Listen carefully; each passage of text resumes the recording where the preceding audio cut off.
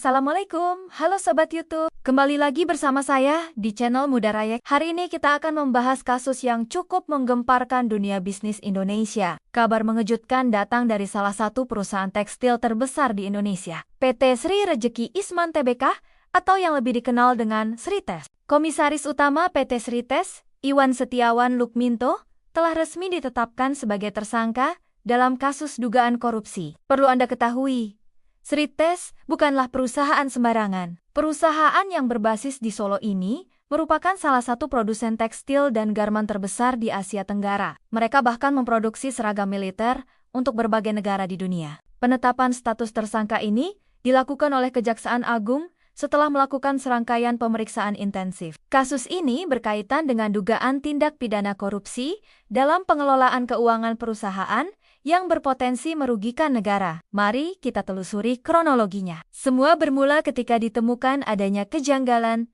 dalam laporan keuangan perusahaan. Tim penyidik Kejaksaan Agung menemukan adanya indikasi penyalahgunaan dana perusahaan yang berpotensi merugikan negara hingga triliunan rupiah. Yang menarik, sebelum kasus ini mencuat, Srites sempat mengalami masalah dalam pembayaran obligasi global senilai 150 juta dolar.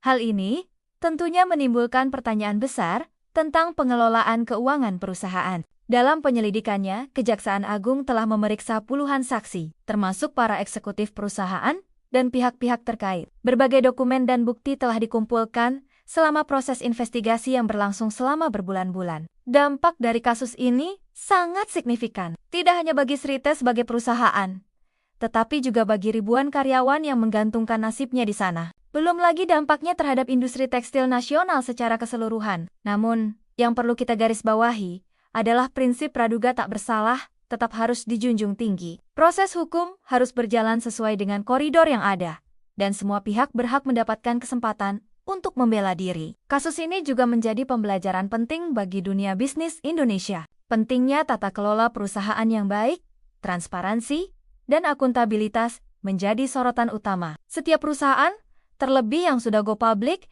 harus menjalankan bisnisnya dengan penuh integritas.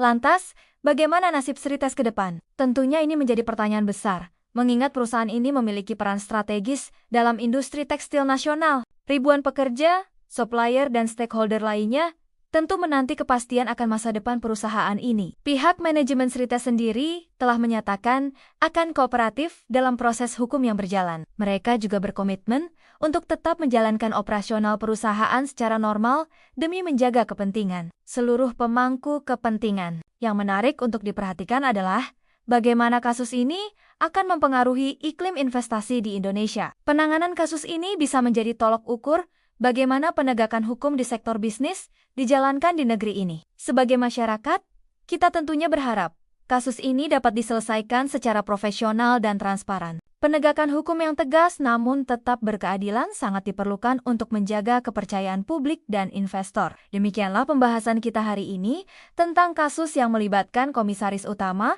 PT Srites. Tentu kita akan terus memantau perkembangan kasus ini dan memberikan update terbaru kepada Anda semua. Sebelum mengakhiri video ini, jangan lupa untuk like, komen, dan subscribe channel ini agar Anda tidak ketinggalan informasi-informasi terbaru lainnya. Aktifkan juga notifikasinya dengan menekan tombol lonceng di samping tombol subscribe. Terima kasih telah menonton video ini sampai selesai. Sampai jumpa di video berikutnya dengan topik-topik menarik lainnya. Tetap semangat dan jaga kesehatan.